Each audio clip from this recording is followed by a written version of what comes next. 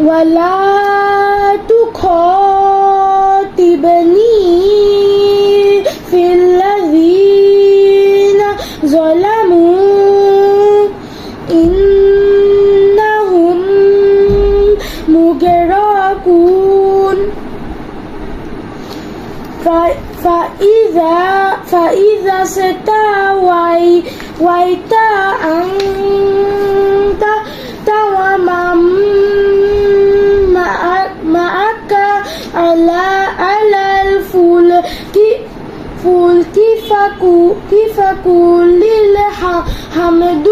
لله الذي نجانا من القوم الظالمين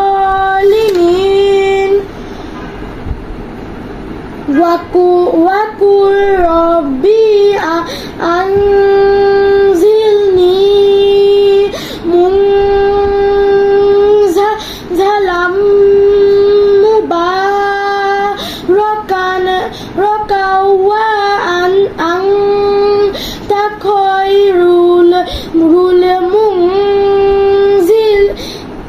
المنزلين إن في ذلك لآيات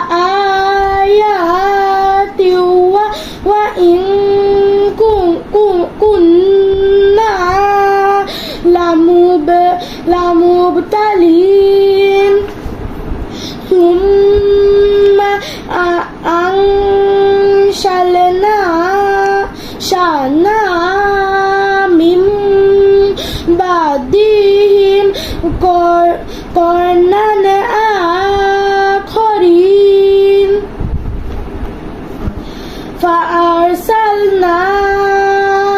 فيهم رسولا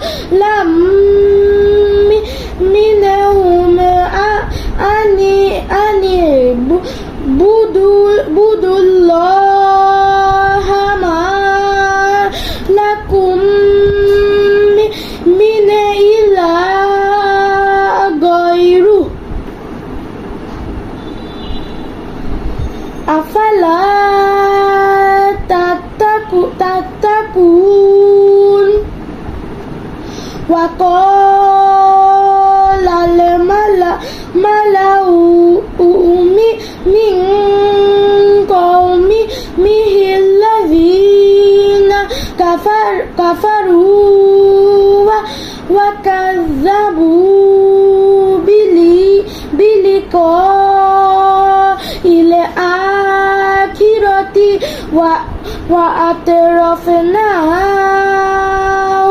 في الحياة الدنيا ما هذا إلا بشر مثلكم يأكل مما تأكلون منه ويشرب مما تشربون